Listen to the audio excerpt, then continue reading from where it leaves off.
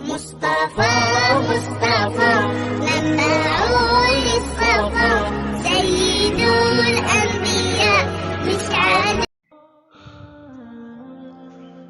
ایک مرتبہ آقائے دو عالم صلی اللہ علیہ وسلم بازار کی جانب تشریف لے گئے تو کیا دیکھتے ہیں کہ ایک شخص گندم بیچ رہا ہے. حضور اس کے قریب گئے تو کیا دیکھتے ہیں کہ جو گیہوں کا ڈھیر تھا وہ اوپر سے خشک تھا، یعنی سوکھا ہوا، اندر سے وہی ڈھیر. حضور نے ہاتھ ڈال کر کے دیکھا تو معلوم چلا کہ اندر سے وہ بھیگا ہوا. حضور علیہ السلام نے فرمایا من غسنا فلیس منا، یعنی جس نے ملاوٹ کی وہ ہم میں سے نہیں ہے. یہی وہ سبب ہیں جو انسان کو بدنی اور مالی نقصان پہنچانے والے ہیں. حضور علیہ السلام نے فرمایا کہ اگر ایسا کرنے والا شخص گھر سے حج کے ارادے پر نکلے اور کعبۃ اللہ شریف کے چھاؤں میں کھڑے ہو کر کعبۃ اللہ شریف کے پردوں کو پکڑ کر دعا مانگے لیکن پھر بھی اس کی دعا قبول نہیں کی جاتی، یہی وہ سبب ہے کہ جو انسان کو دعائیں قبول نہ ہونے کے سبب بنتے ہیں.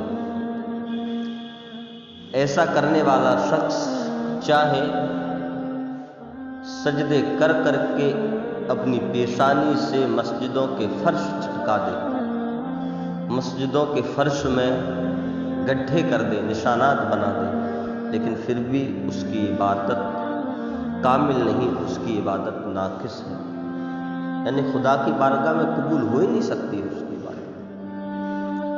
حضور علیہ السلام نے فرمایا کہ جس انسان کے اندر حرام کا اگر ایک بھی دانہ باقی ہے، ایک بھی قطرہ باقی ہے، ایک بھی ذرہ باقی ہے، تو حضور نے فرمایا پھر اس کی کوئی نہ عبادت قبول ہے اور نہ ہی کوئی اس کی دعا قبول ہے. مذہب اسلام نے یہ پیغام دیا انسان کو نیک راہ پر چلنے کا. حضور نے فرمایا کہ یہی سبب بنتے ہیں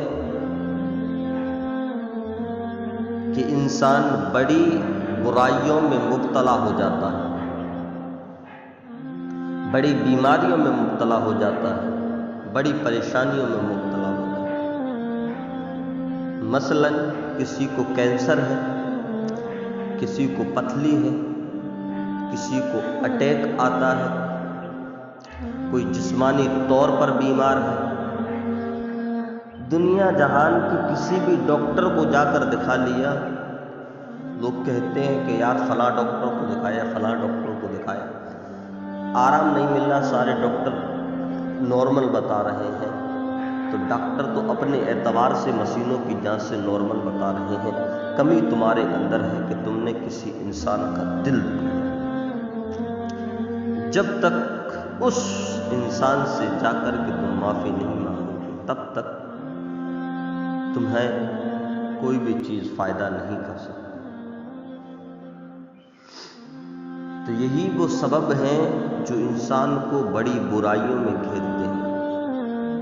ایک شخص تھا، اس کے 2 بچے تھے، تو غربت کا سخت عالم تھا.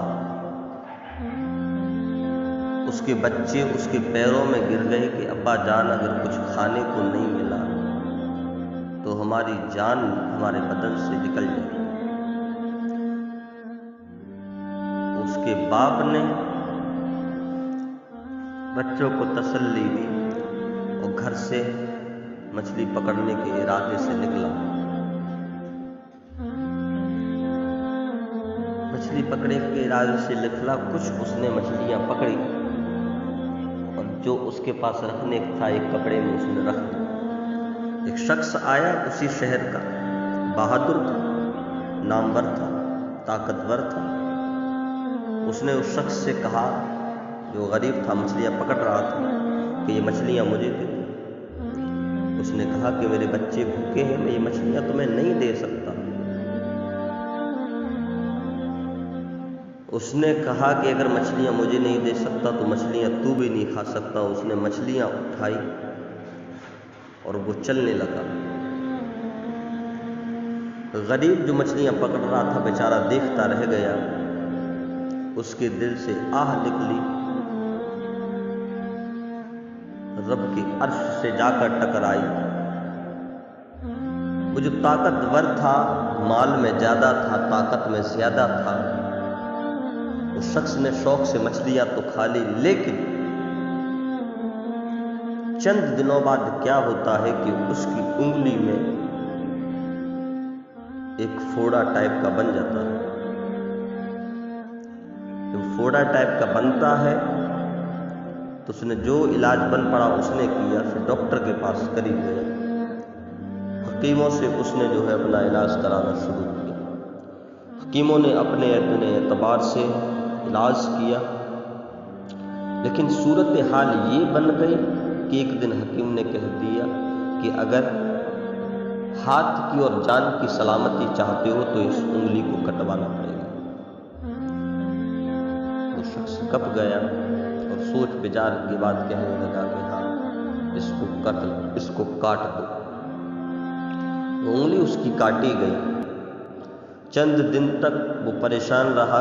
क्या देखता है कि जो फोड़ा, जो दाना उंगली में था, वो अब हाथ में हो गया। तबीब को दिखाया। डॉक्टर ने कहा कि जल्द से जल्द इसका इलाज करवाओ, वरना ये सूरत हाल इसके साथ भी हाथ के साथ भी बन सकती है। शख्स ने इलाज कराया अपना, यहां तक कि हालत ये हो गई कि उसके हाथ कटने की नौबत आ गई। उसने अपना हाथ किहुनी से अलग करवा दिया, कटवा दिया।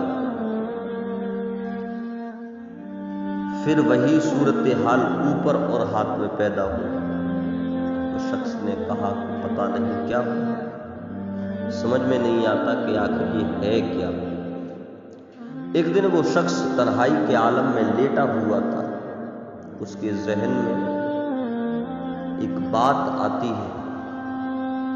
किसी कहने वाले ने कहा था कि अगर तुमने हक़ुल इबाद को मारा है, गसब किया है, किसी बंदे को हक के लूटा है, तो तुम्हें उसी से जाके माफी तलब करनी पड़ेगी। वो शख्स दौड़ता दौड़ता उस मछली पकड़ने वाले को तलब करता, तलाश करता रहा। मछली पकड़ने वाला कहीं नहीं मिलता। यहां तक कि 2 दिन हो गए मछली पकड़ने वाले को देखते देखते, लेकिन नहीं। जो ताकतवर शख्स था उसकी तलाश में निकला। क्या देखता है कि अचानक उसकी नजर उस पर पड़ जाती है। उसकी नजर उस पर पड़ती और कहता है कि भाई मुझे माफ कर दो। एक मर्तबा शायद तुमको मालूम नहीं, लेकिन मुझे मालूम है कि मैंने तुम्हारी मछलियां तुम पकड़ रहे थे और मैं तुम्हारा लेकर के चला गया था। मैं उसकी तलब तुमसे माफी की तलब कर रहा हूँ। बहुत बड़ा एहसान होगा, मैं इन बीमारियों में मुब्तला हो चुका हूँ, मेरा इतना हाथ चला गया। तो शख्स ने, मछली पकड़ने वाले ने उसको माफ किया। उसके चंद दिनों बाद उसका हाथ सही हो गया। तो जब अगर तुमने बंदे का हक मारा है हमने किसी, तो फिर चाहे किसी भी डॉक्टर और किसी भी तबीब के पास चले जाओ, उसका कोई चारा नहीं, जब तक वो बंदा तुम्हें माफ ना करे। यही है दीन इस्लाम की तालीम, चाहे अपना हो या पराया, सबके साथ में एक सा सलूक करने का यही दीन का मिशन है। और इंशाअल्लाह इसी पर हमें चलने की खुदा तौफीक